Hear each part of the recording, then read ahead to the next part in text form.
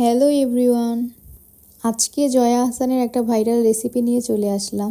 Bombay sweets চানাচুরের সাথে টক দই দিয়ে রেসিপি তৈরি করেছে।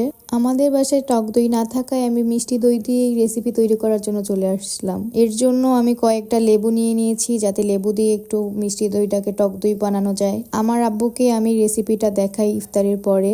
আব্বু বলল কালকে টক দই এনে দিবে, দেন সুইটস চানাচুর, বোম্বে সুইট চানাচুর এনে দিবে আমাকে রেসিপিটা ট্রাই করার জন্য। বাট আমার অবশ্য মন তো সেটা মানতে চায় না। আমি লেবু আবারও 2 পিস নিয়ে নিয়েছিলাম, কিন্তু তারপরও কেন জানি মিষ্টি দইটাকে আমি টক দই করতেই পারলাম না। কিছু করার নাই, এখন আমি ব্যাম্বো সরি এটা আমি বারবার খালি ভুল কেন বলছি।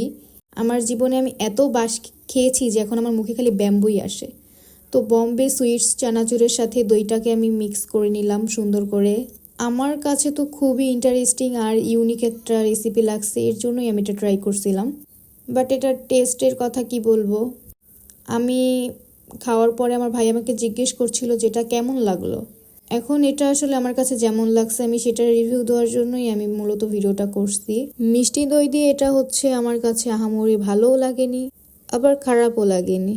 আমার কাছে এটা মোটামুটি লাগছে। আর 10-এর মধ্যে যদি কেউ আমাকে এটাকে মার্ক দিতে বলে আমি অবশ্যই এটাকে 5 দিব। সবাই যেহেতু টক দই দিয়ে ট্রাই করছে, আমিও ইনশাল্লাহ কালকে টক দই দিয়ে ট্রাই করব। টক দই দিয়ে এটার টেস্ট ভিন্ন রকমও লাগতে পারে, মজাও লাগতে পারে। এমনও হতে পারে যে আমি আজকে যেমন 10-এ 5 দিয়েছি, কালকে 10-এ 10ও দিতে পারি। সবার মুখের রুচিও সেম না। তো এই ছিল আজকের ভিডিওটা, এই পর্যন্তই। আশা করি নেক্সট টাইম আমি আরও ভালো রিভিউ দেওয়ার ট্রাই করব। সবাইকে আল্লাহ হাফেজ, টাটা, বাই বাই।